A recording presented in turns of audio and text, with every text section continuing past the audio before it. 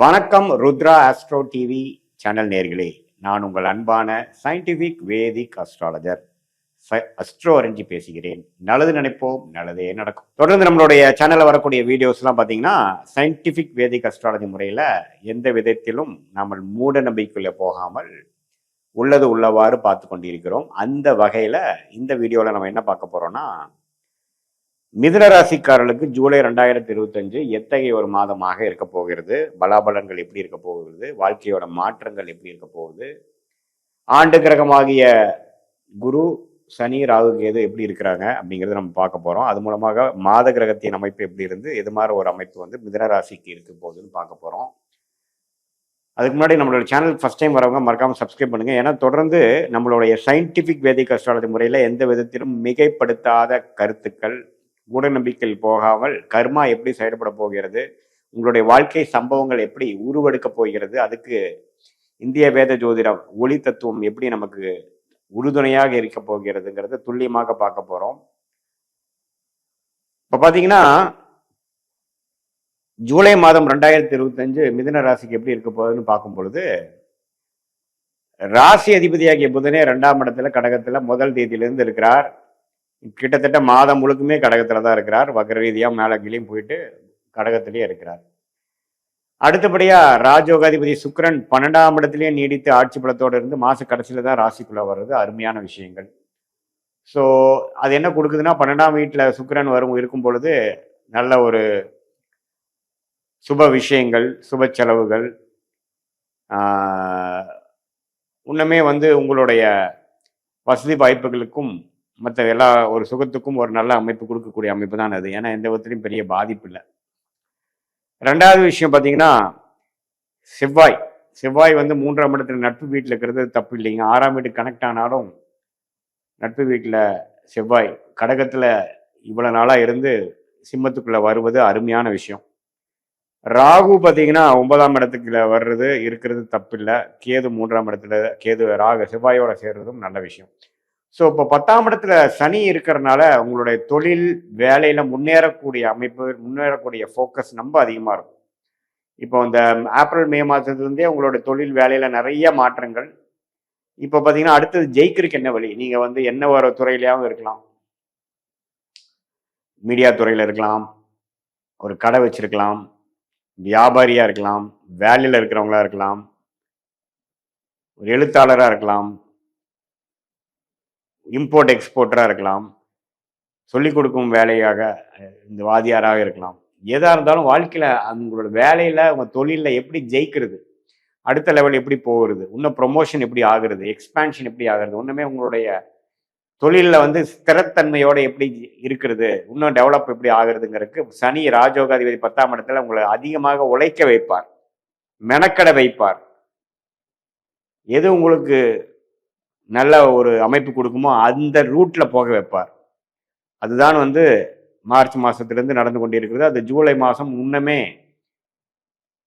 இந்த மாற கிரகங்கள் சூரியன் குரு பார்த்தீங்கன்னா ராசிக்குள்ளேயே வந்துட்டார். சூரியன் குரு வருவது இதுவரை பார்த்தீங்கன்னா கடந்த ஒரு வருடமாக மேஷ ராசிக்காரர்களுக்கு குரு விரயத்தையும் பிரச்சனையும் கொடுத்துட்டு இருந்த மிதுன ராசிக்காரர்களுக்கு இப்போ ராசிக்குள்ள வந்து விரயத்தை நிறுத்தி வேலை தொழில் முன்னேற்றத்தை கொடுக்க போகிறார். தப்பான வழியிலிருந்து நல்ல வழிக்கு வர வைக்கிறார்.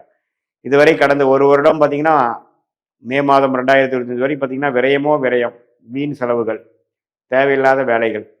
இப்போ ராசிக்குள்ள குரு வந்து சூரியனோட சேரும் பொழுது மிகவும் உத்வேகப்பட்டு நம்ம செய்த பிழைகள்லாம் அறிந்து இப்போ நம்ம எப்படி செய்து ஜெயிக்கலாம் அப்படிங்கிற மாதிரி விஷயங்கள். திருமண தடைகள் இருக்கிறவங்களுக்கு திருமணம் ஆகுறது. ஏன்னா 7ஆம் இடத்தை குரு பார்க்கிறார். குழந்தைக்கு பேரு எதிர்பார்க்கிறவங்களுக்கு குழந்தை பேரு கிடைக்கிறது. 9ஆம் வீட்டு குரு பார்க்கறதுனால பெற்றோர் தகப்பனார் மூலமாக சில அனுகூலமான விஷயங்கள் நடக்கிறது. அது மாதிரி பல நல்ல விஷயங்கள் நடக்கும். 2024 மே ஜூன் ஜூலைலேருந்து விரயங்களும் பிரச்சனைகளும் சிக்கல்களும் ஒரு குரோத் ஓரியன்டேஷனே இல்லாமல் மிதுன ராசிக்காரர்களுக்கு போயிட்டு இருந்தவங்களுக்கு இப்போ நல்லா படிப்படியாக உத்வேகப்பட்டு என்ன செய்யணுங்கிற கிளாரிட்டி அறிந்து ஜெயிக்கக்கூடிய அமைப்பு, உழைக்கக்கூடிய அமைப்பு, அதுக்கு தகுந்த மாதிரி ஒரு ஊதியம் பெறக்கூடிய அமைப்புக்கு வேணுங்கிற ஒரு ஆரம்ப கட்ட மாதங்கள்ல ஜூலை மாதமும் ஒரு மாதமாக இருக்குதுங்கிறது நீங்க தெரிஞ்சுக்கணும். ஸோ இந்த மாதத்தை நல்லா யூஸ் பண்ணிக்கணும். சுக்கிரன் இருக்கிற அமைப்பு நல்லது. சூரியன் குரு ராசிக்குள்ளேயே இருக்கிறது நல்லது. செவ்வாய் 3ஆம் இடத்துல இருக்கிறது நல்லது. சனி 10ஆம் இடத்துல இருக்கிறது நல்லது. ஸோ எல்லா கிரக அமைப்பும் ஓரளவுக்கு அனுகூலமான அமைப்பா வருவதனால, இந்த காலகட்டத்தில் பார்த்தீங்கன்னா, சில முடிவுகளை எடுத்து அதை செயல்படுத்தி வாழ்க்கையில் அடுத்தடுத்து ஜெயிக்கக்கூடிய அமைப்பை நோக்கி இந்த ஒரு 1 1/2 2 வருஷத்துல நல்லாவே முன்னேறி வந்தாங்கங்கிற மிதுன ராசிக்காரர்களோட அமைப்பை ஊர்ஜிதப்படுத்த, உத்வேகப்படுத்த ஒரு ஆரம்ப கட்ட சில விஷயங்கள் பிளாட்ஃபார்ம் கிரியேட் பண்ணக்கூடிய ஒரு அற்புதமான மாதமாக பல மாதங்கள் ஜூன், ஜூலை, ஆகஸ்ட்ங்கிற சில மாதங்கள்ல ஜூலை முக்கியமான ஒரு மாதமாக மிதுன ராசிக்காரர்களுக்கு வருதுங்கிறது நீங்க தெரிஞ்சுக்கணும். அப்பதான் உங்களுக்கு வந்து இந்த போன வருஷம்லாம் பார்த்தீங்கன்னா, ஏனோ தானோன்ட்டு சில முயற்சிகள் எடுத்தது, மாணவர்களாக இருந்தாலும் சரி, இல்லத்தரசிகளாக இருந்தாலும் சரி, சீனியர் சிட்டிசனாக இருந்தாலும் சரி, தொழில் நல்ல முதலீடு, பணம் போட்டு முதலீடு செய்கிறவராக இருந்தாலும் சரி, எல்லாருக்கும் பார்த்தீங்கன்னா ஒரு மாதிரியான ஒரு சுணக்கமான ஒரு அமைப்பு தான் இருந்தது. ஆனால் இப்போ பாருங்க, ஓரளவுக்கு எல்லாமே கிளாரிட்டியோட கடன் அடைவது எப்படி, போன வருஷமான கடனை அடைக்கக்கூடிய சில அமைப்புகள், சில திட்டங்கள், அதுக்கு தகுந்த மாதிரி உழைப்புகள், அதுக்கு என்ன பண்ணணுங்கிற மீனிங்கிற ஒரு விவேகமான ஒரு பிளானிங், இது எல்லாமே கொடுக்கக்கூடிய அமைப்பு.